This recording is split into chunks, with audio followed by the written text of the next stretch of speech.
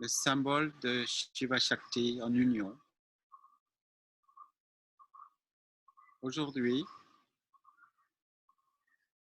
on va chercher ce symbole du reptile à l'intérieur de nous,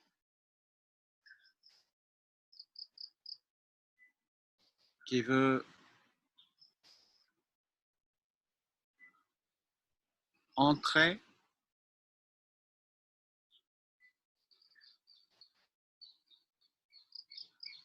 dans le Sushumna. C'est un symbole pour pouvoir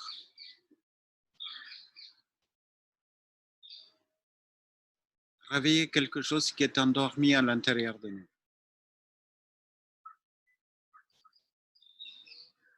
Pour pouvoir provoquer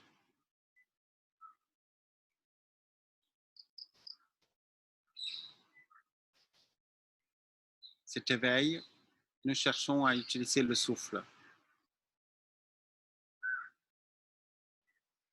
et le mantra Gayatri.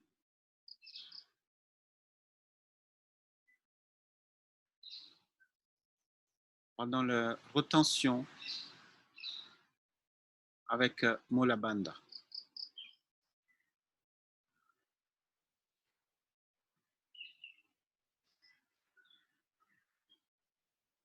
Ressentez le passage d'air dans la gorge.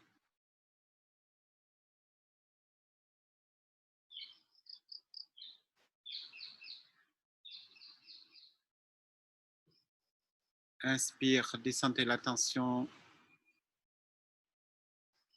jusqu'à la base de la colonne vertébrale et puis expire, remontez jusqu'au sommet du crâne.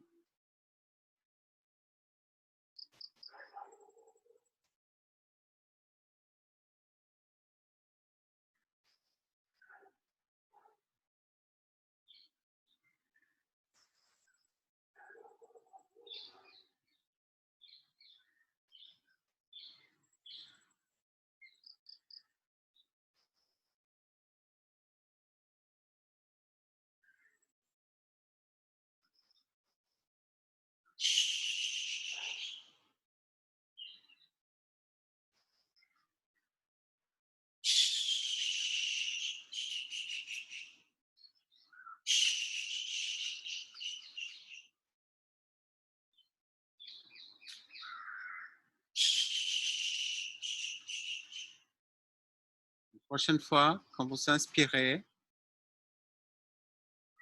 profondément et bloquez le souffle et contractez les sphincters.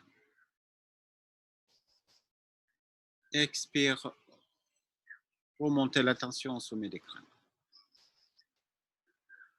Continuez comme ça.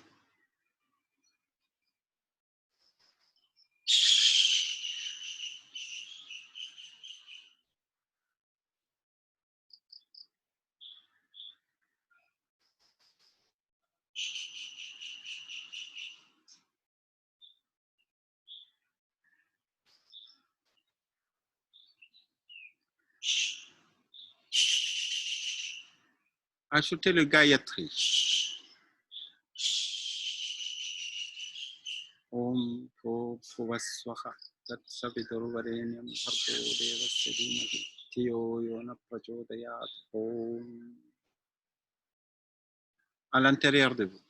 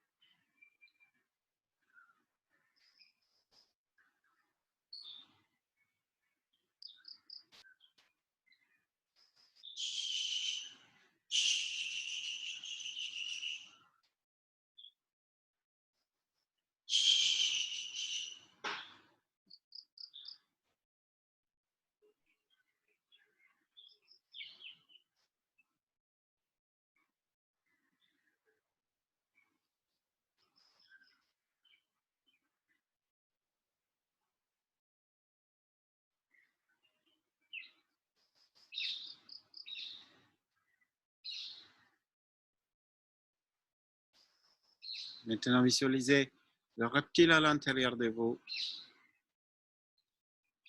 avec le Shivalinga, le triangle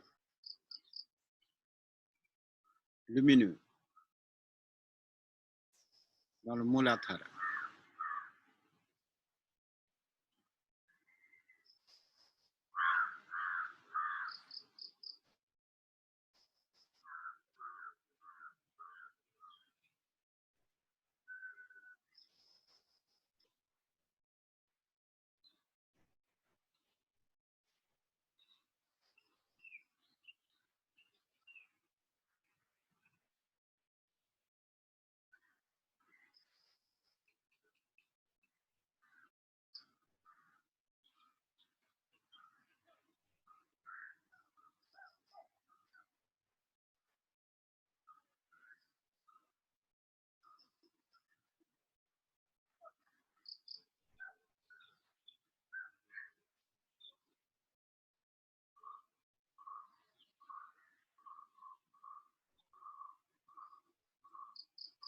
Et puis retournez sur la respiration normale.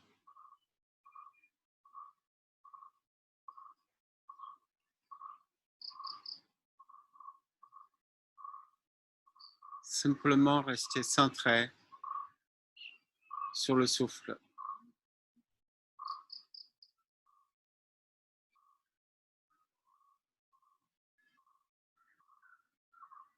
Restez dans le silence.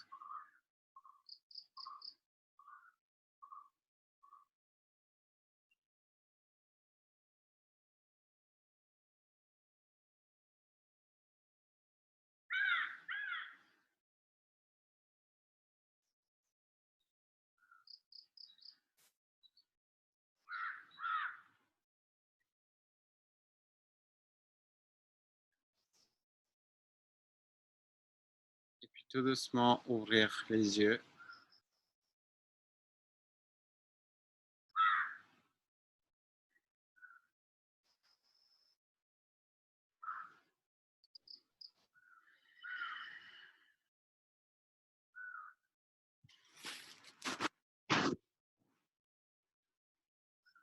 Voilà, chauffez les mains. Frottez les visages.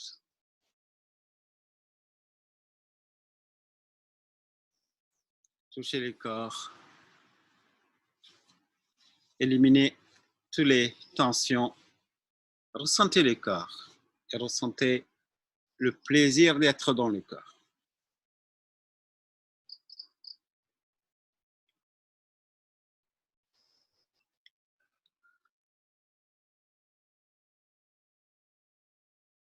Si vous pouvez chanter avec moi, chantez.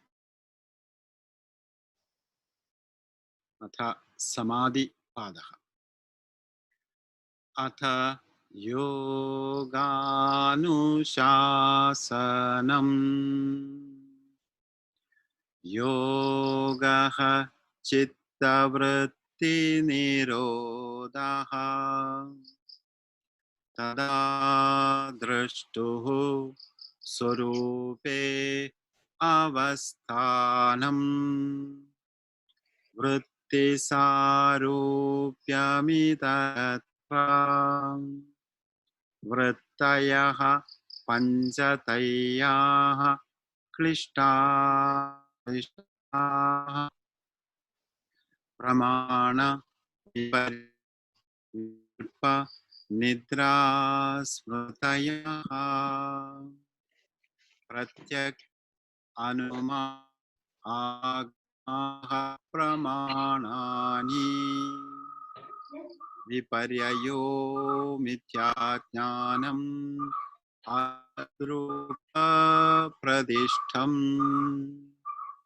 shabdajnananupadi vastu shunyo vikalpaha abhava pratyayalambana vrittir nidra anuboda vishaya asambramo-shaha smritihi abhyasa vairagyabhyam tannirodhaha tatra stitau yajno abhyasaha satu dirghakala nairantarya satkara adara asevito drida bhumihi drishtanusravika vishaya vitrishnasya vasikara sapnya vairagyam tat param purushakyader gunavaityam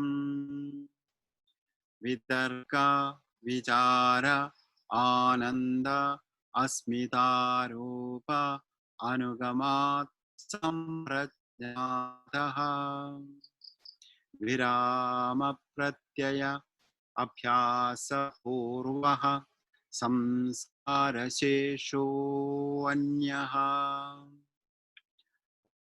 pratyayo videha pratiyam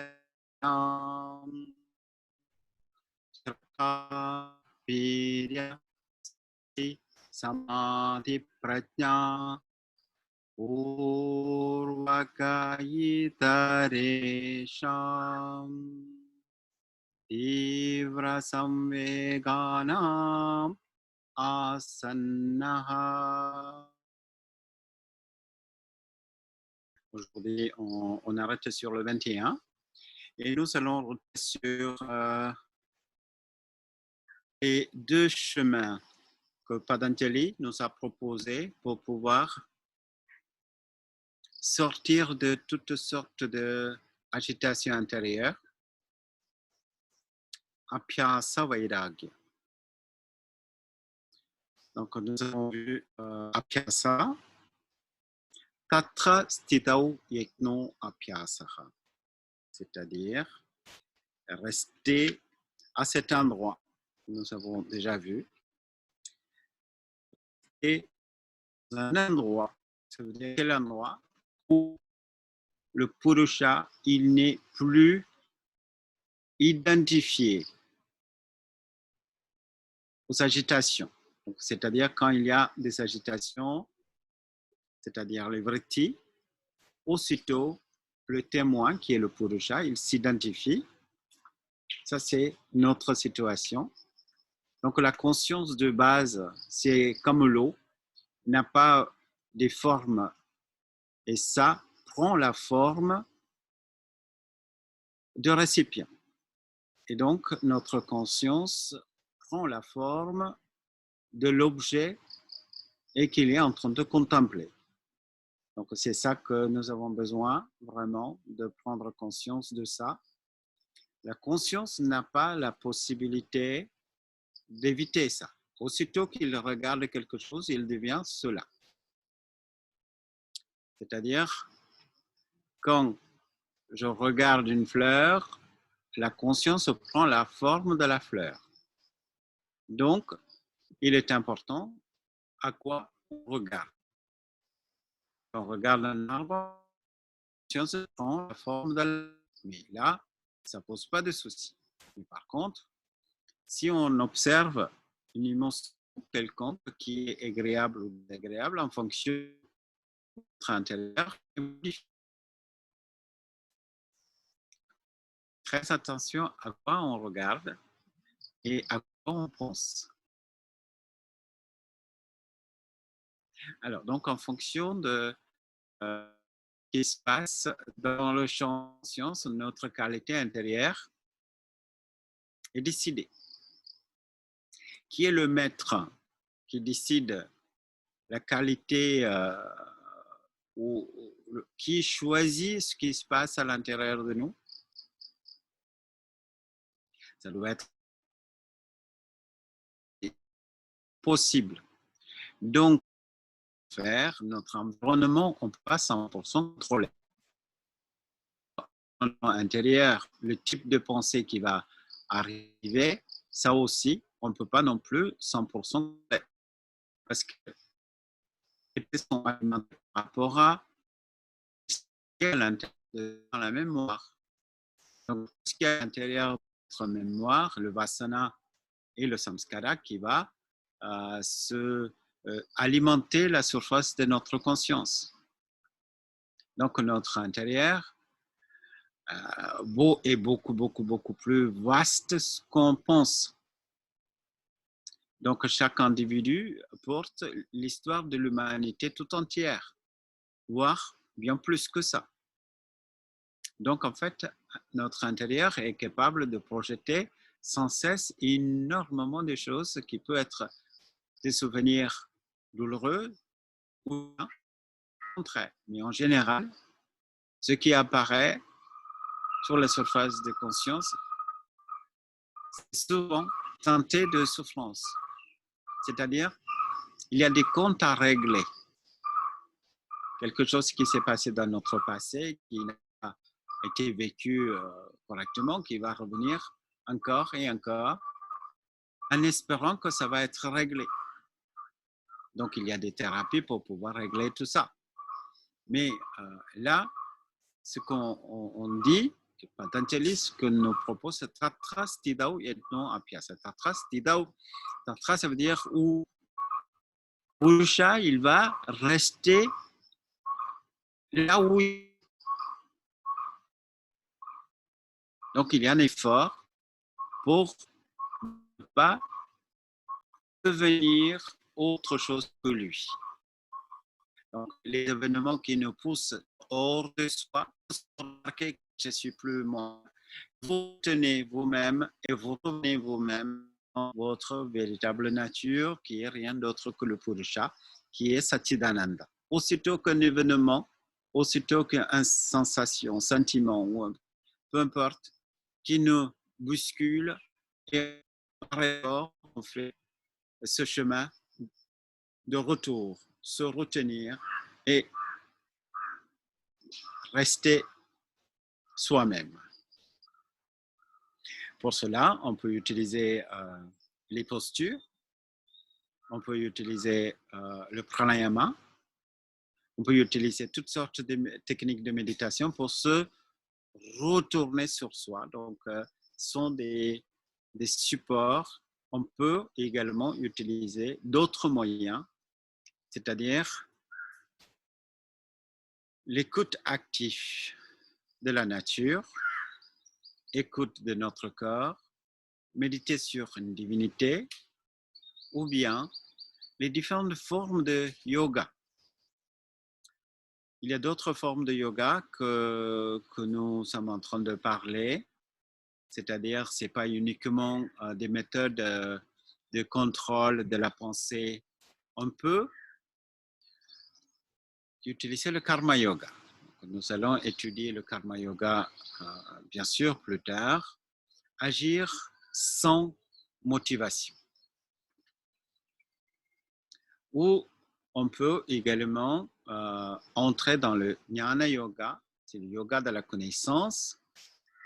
Le yoga de la connaissance a certains avantages parce qu'on peut faire des changements rapides. Mais quelquefois, ce progrès rapide et spirituel par la connaissance, yoga de la connaissance, peut également nous ramener, reculer. Il y a des possibilités de perte. Et donc, on a besoin d'avoir une approche beaucoup plus globale. Ça, c'est Apyasa. Donc, nous revenons sur l'Apyasa encore et encore parce que c'est un monde très, très vaste. Il y a le Tantra, il y a toutes sortes de pratiques populaires, les pujas, l'Agnihotra. Il y a des différentes pratiques pour pouvoir ramener encore dans l'état de Purusha. Donc, ça, c'est de la pratique. Donc, ça doit être pratiqué pendant longtemps, très longtemps. Donc, c'est pour ça qu'on dit Dirkala Nairandavya Satkara Adara Asevido Drda Bhumihi. C'est-à-dire le 14e sutra qui dit Sadhu Dirkagala.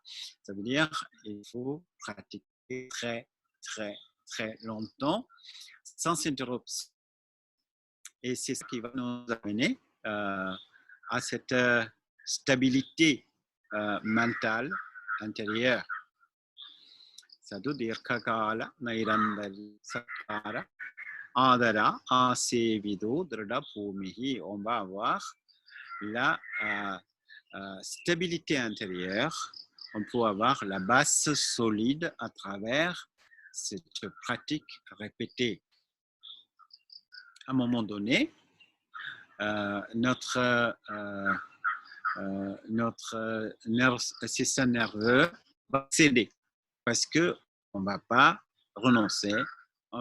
C'est comme un marteau, vous tapez tout doucement sur un caillou, un rocher, un morceau de granit, vous tapez encore dans le même endroit, encore. On ne va pas utiliser des énormes forces. On va répéter encore et encore. Là, à un moment donné, ça fond. C'est exactement comme ça. On va revenir. Donc, quelquefois, on prend cet exemple de gouttes d'eau qui tombent sur le rocher au cours des années. Le rocher est creusé par les gouttes d'eau. C'est pareil. Chaque jour, quand vous pratiquez, ce temps que vous investissez, c'est vraiment comme si vous mettez un petit peu d'argent dans votre compte en banque, dans votre tirelire. Et vous investissez le ferraille et peu à peu, un jour, le banquier vous rend une pièce d'or. C'est ça, le yogi va être récompensé dans une façon transformation qualitative, c'est-à-dire on a investi des ferrailles, mais le banquier qui nous donne de l'or. C'est-à-dire, qu'est-ce qu'on a fait? On a fait des pratiques, répéter encore les postures, des pranayamas, des retentions de souffle, la méditation, les yama-niyama, ainsi de suite. On continue tout au long de notre vie, notre mode de vie. Mais le retour, c'est pas l'addition totale du nombre de ferrailles qu'on avait mis dans le tirelire. Ce qu'on va recevoir, c'est une pièce d'or. C'est-à-dire le résultat, c'est rien à voir avec la pratique. Donc, la pratique, c'est bon, qu'est-ce qu'on a fait? On s'est mis sur le tapis tous les jours, mais en fait, le résultat, c'est toutes ces pratiques qui nous a amenés dans un autre monde.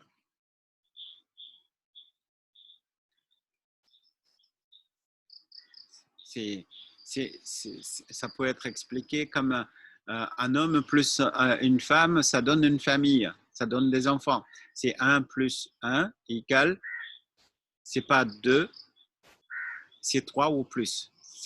C'est-à-dire, le résultat de notre pratique, ça ne nous amène pas quelque chose de quantitatif, ça nous amène entièrement dans un autre monde.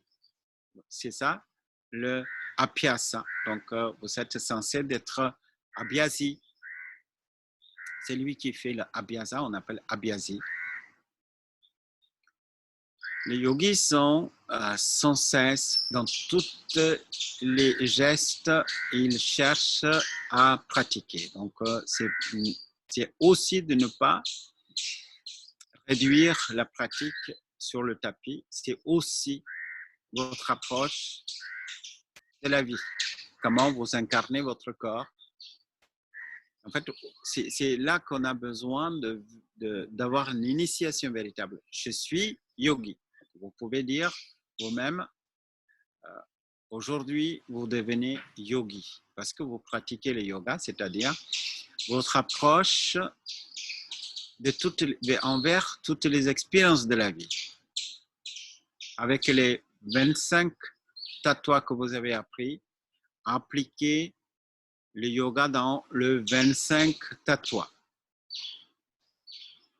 C'est-à-dire vos yeux, vos oreilles, la peau, la langue, le nez. Ainsi, toutes les 5 sens et l'utilisation de 5 sens sont aussi une pratique de yoga. Également, les 5 organes sensoriels et 5 organes d'action et les facultés intérieures comme manas, buddhi, ahangara, la prise de conscience de notre énergie et la conscience et l'observation de Mahabodhi à travers le monde qui nous entoure, la cause du monde à travers les effets.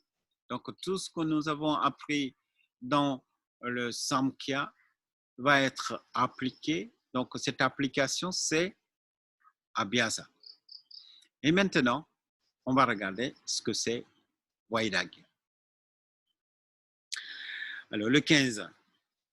Drishtanusraviga Vishaya Vitrishnasya Vasigara Sapnya Vairagyam. C'est un chapitre, c'est un sujet qui demande véritable attention parce que Abhyasa, Vairagya, c'est un mot très, très important parce que un côté, vous avez Abhyasa. Mais Abhyasa seul n'est pas suffisant.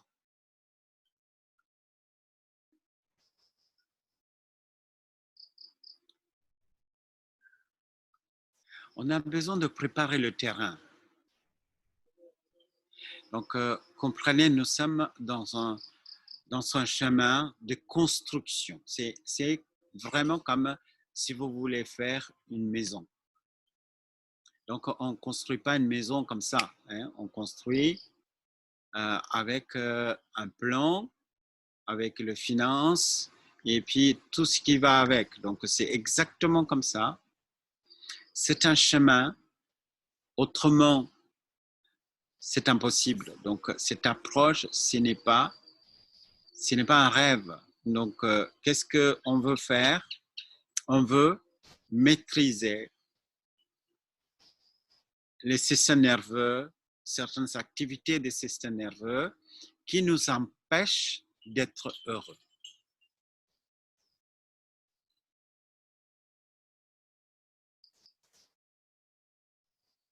Alors, il n'y a pas de solution extérieure. On ne peut pas prendre des médicaments, on ne peut pas faire une intervention chirurgicale pour maîtriser les neurones qui font n'importe quoi. Donc, le chemin, c'est par discipline.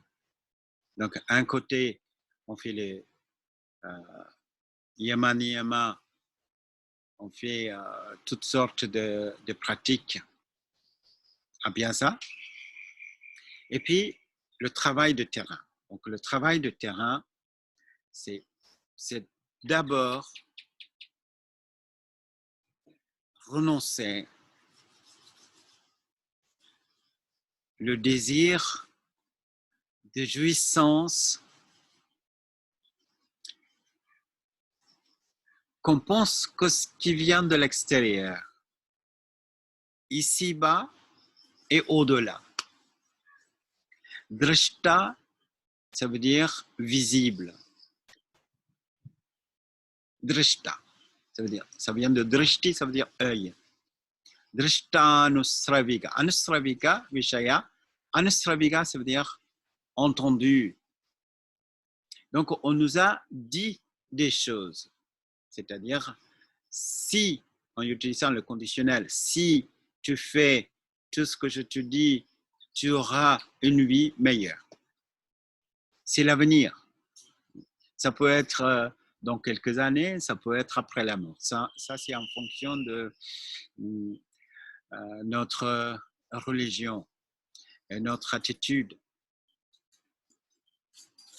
De toute façon, aujourd'hui, mon corps est ici, qui me permet de voir un monde qui, à travers mes 5 sens, et ces objets des sens, j'imagine, ça peut me faire du bien. Et ça, à renoncer. On avait déjà abordé ça, c'est-à-dire le Vishaya. Vishaya, le mot Vishaya, c'est très intéressant. Visha, ça vient de mot poison. Vishaya, c'est poison. Mais pourquoi c'est poison?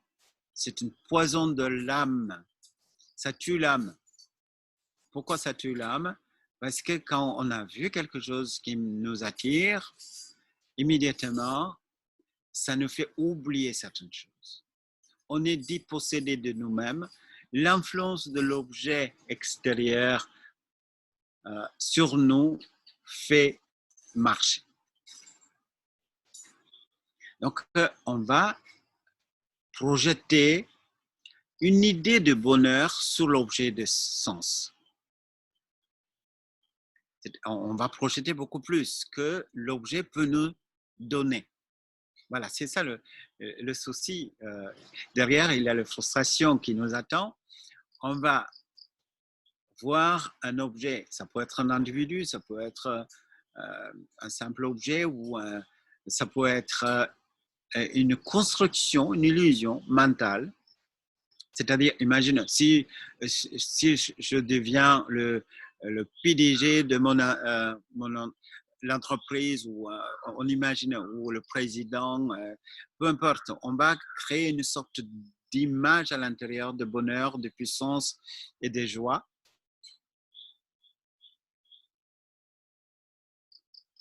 C'est-à-dire, on va créer certaines attentes.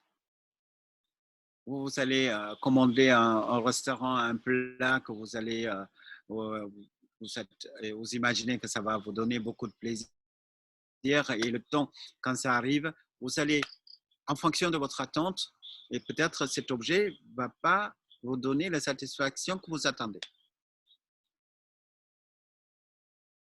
Et ça nous arrive sans cesse. Et souvent, on est déçu par des gens, on est déçu par des services qu'on attend dans des entreprises ou des produits qu'on achète. En fait, dans tous les commerces, tous les objets qu'on nous propose dans les vitrines, qui nous proposent que des bonheurs, que des bonheurs. C'est souvent, c'est comme ça, et puis ça nous amène à un état de frustration.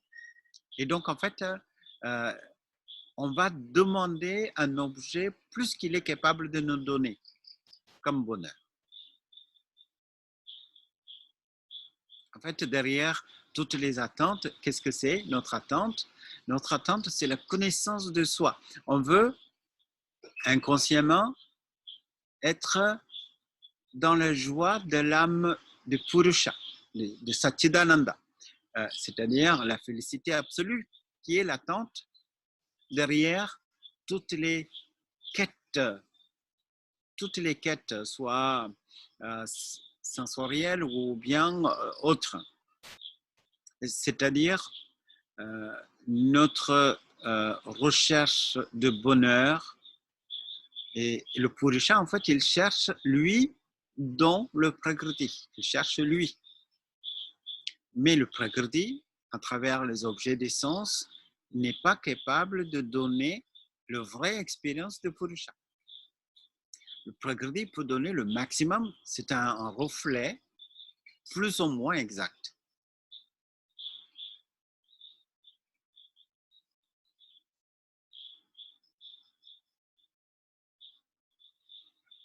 Et donc, toujours, il y a la frustration. Donc, Patanjali, il nous dit Drashtanusravika Vishaya Vitrishnasya, c'est-à-dire, je renonce cette attente de connaissance de soi totale, absolue, à travers des objets des sens. Ce n'est pas tantra, hein. Vous comprenez, on ne parle pas de tantra ici. Tantra, c'est de prendre toute expérience comme la connaissance de soi. Ça demande initiation, ça demande connaissance, ça demande certaine maturité pour pouvoir expérimenter le monde comme le Purusha. C'est-à-dire, on a besoin de traverser quand même certains niveaux de prise de conscience. Donc, si un objet exerce certaines influences sur nous, cet objet qui va décider nos pensées et nos actes. Quand on est séduit par quelque chose, cet objet de séduction qui va influencer donc sur notre environnement intérieur. J'aime quelque chose, j'aime quelqu'un qui est là, ça me fait du bien, qui n'est pas là, ça me fait pas bien, et qui est là, mais qui ne se comporte pas tel que j'attends, là, ça me fait du mal aussi. C'est-à-dire, cette problématique, on a besoin de se protéger. Comment on peut se protéger? Par le retrait. C'est-à-dire, on va organiser véritablement notre environnement. C'est compliqué. C'est compliqué pour notre vie en général dans la société. On est exposé de toutes sortes de sollicitations qui viennent de la télévision, la publicité, la radio, les gens, les sorties, le travail, les rencontres, la famille. Il y a des milliards de choses qui est sans cesse et, en train de nous mettre hors de soi. Il y a des devoirs, il y a des devoirs familiales, devoirs en tant que votre travail, vous avez des devoirs, en tant que vous avez des devoirs. Notre vie est remplie de sollicitations extérieures qui nous amènent hors de soi. Et quand c'est comme ça, ce qu'on peut faire, aller dans un ashram. Mais malheureusement, ce n'est pas la solution pour tout le monde. Et encore, et quel ashram, quel maître, quel environnement, est-ce que ça nous correspond ou pas? Et c'est tout ça, c'est encore compliqué. Alors donc, moi, je vous invite de contrôler votre environnement pour qu'il y ait le minimum de perturbations extérieures.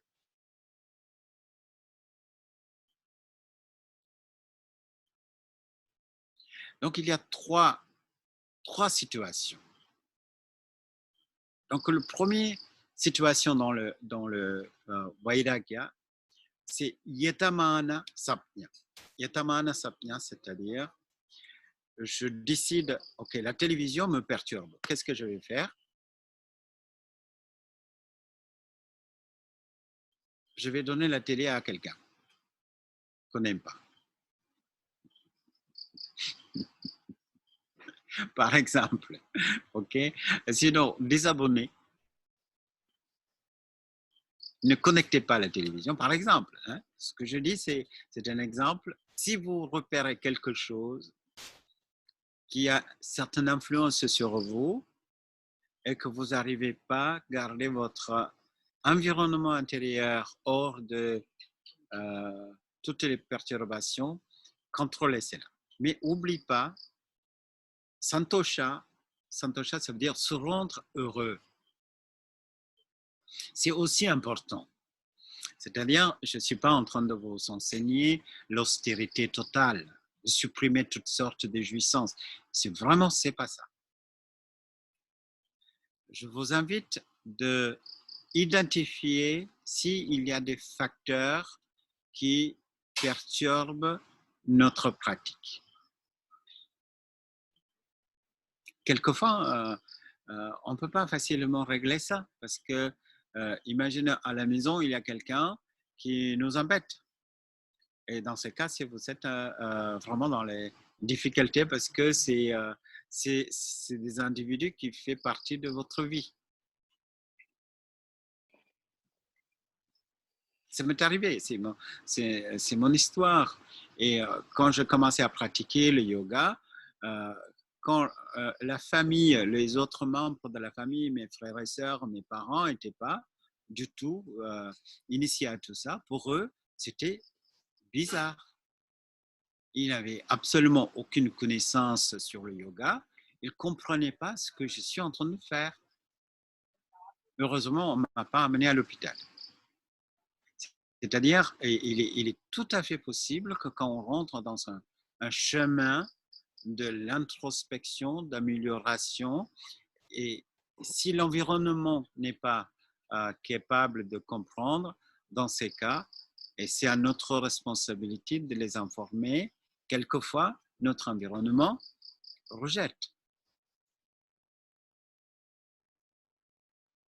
Donc, le Vairagya, ça implique certaines organisations. Donc, trouver une maison dans la campagne, un endroit où c'est calme, où il n'y a pas beaucoup de sollicitations. Imaginez, vous habitez à Paris, que tous les jours, il y a quelque chose qui se passe. Et tous les jours, il y a des gens qui vous appellent, ah, venez, il y a un superbe spectacle ce soir, il faut absolument sortir. Et en fait, vous sortez, vous revenez à 2 heures du matin, vous couchez, le lendemain, c'est pareil. Donc, souvent, on va dire à nos copains, oui, parce qu'à la fois, on aime bien ça, et à la fois, comme l'autre qui nous propose qu'on n'arrive pas à dire non. Mais en fait, le souci, c'est pas un jour. Et quand ça répète tous les jours, tous les jours, tous les jours, et tout le long de notre vie, et quand le temps passe à 70 ans, on commence à se dire, mais maintenant, je veux atteindre Nirvana. Et c'est compliqué. Donc, on a besoin de certaines accumulations, comme je vous avais dit, de petites ferrailles que vous mettez tous les jours, un petit peu, un petit peu. Et ça veut dire le résultat, c'est comme ça que ça arrive. C'est-à-dire c'est comme le cocotte minute, quoi. Donc, il y a la pression monte, monte, monte, monte, monte, et puis d'un coup, ça explose. C'est-à-dire, il y a une sorte de seuil nécessaire pour que ça produise le résultat. Donc, notre pratique, si c'est tiède, ça ne va pas nous donner le résultat que nous cherchons. C'est un peu, mon maître me parlait de ferronnier. Donc, il a besoin de chauffer le fer à certains degrés de température pour pouvoir travailler. C'est-à-dire, sinon ça ne va pas céder, quoi. Donc, c'est un peu comme ça. On a besoin de revenir encore et encore et encore sur le sujet. Donc, c'est une détermination. Donc, le chemin de découverte de soi, c'est comme je vous avais parlé de trésors cachés. Donc, une fois que je sais qu'il y a un trésor caché à l'intérieur de nous, et après, c'est le travail, c'est enlever toutes les couches qui cachent le trésor. Donc, l'effort, au-delà de la pratique, c'est ce retrait de nos attentes vis-à-vis des objets des sens. Donc, tous les jouissances sensorielles n'est pas contre le chemin spirituel. Simplement regarder, est-ce que certaines jouissances sensorielles qui nous perturbent pour avancer dans ce chemin vers soi. Donc, on va faire le premier Yatamana Sapnya. Ça s'appelle Yatamana Sapnya. C'est le premier effort. Je vais marquer ici pour vous le mot sanskrit. Yatamana Sapnya, c'est le premier niveau où on va identifier les perturbations, quelles sont des choses qui nous embêtent, et on va l'éliminer. Et c'est un effort et c'est une décision personnelle.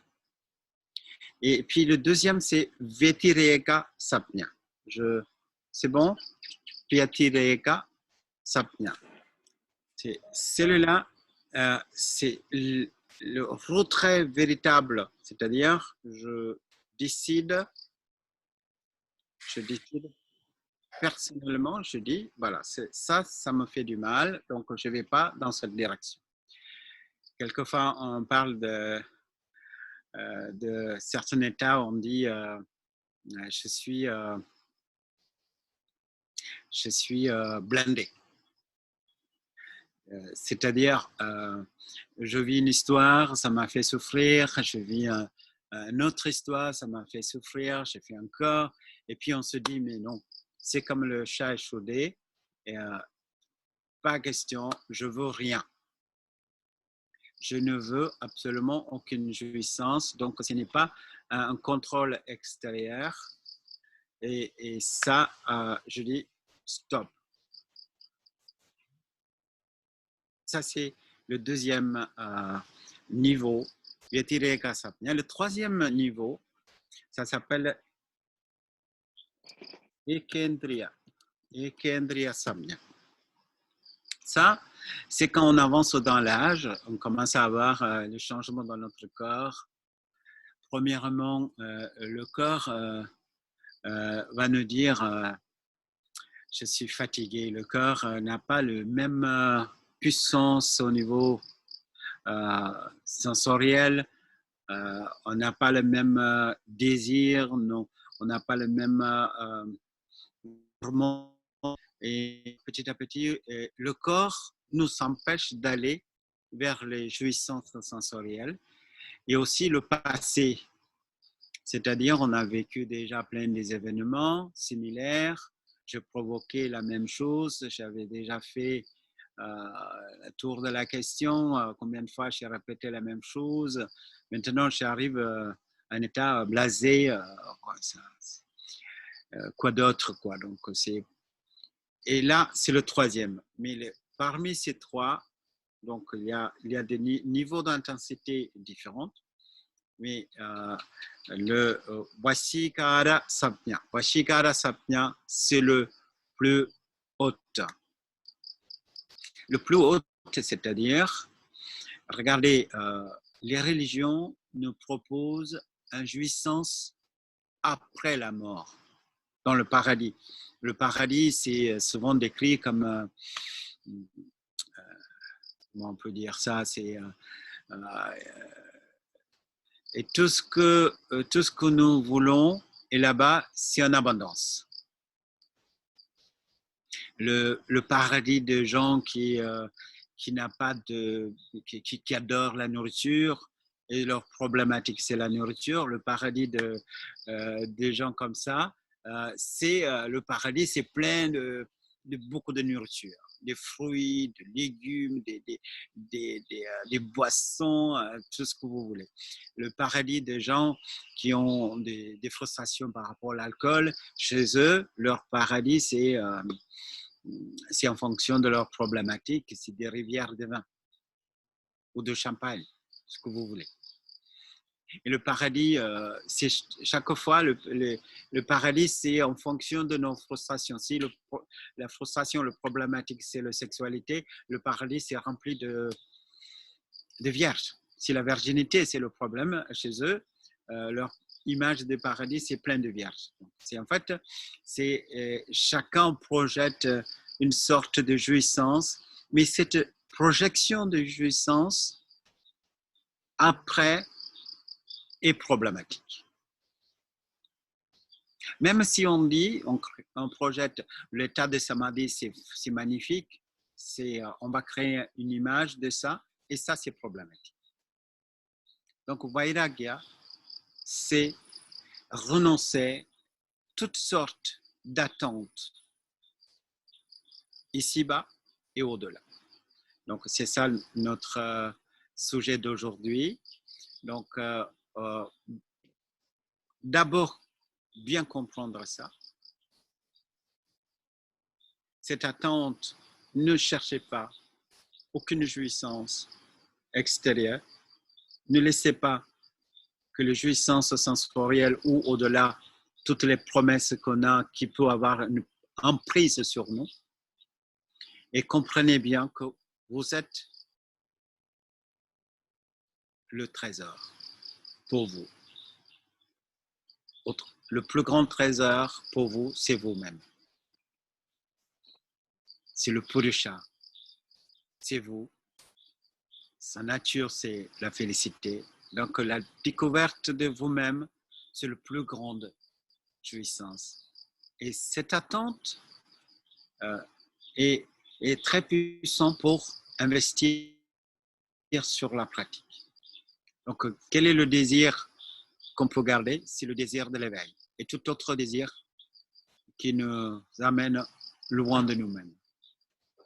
Et aujourd'hui, on avait regardé ce sutra 15 autour de renoncement, ce renoncement d'attente qui est à l'intérieur de nous, c'est Vairagya. Donc, gardez tout ça et intégrer à l'intérieur de vous, analyser, approfondir. Et puis, s'il y a des questions, nous allons également traiter demain. Et je suis très heureux d'être avec vous et de voir vos visages. Et c'est toujours une très grande joie d'être avec vous.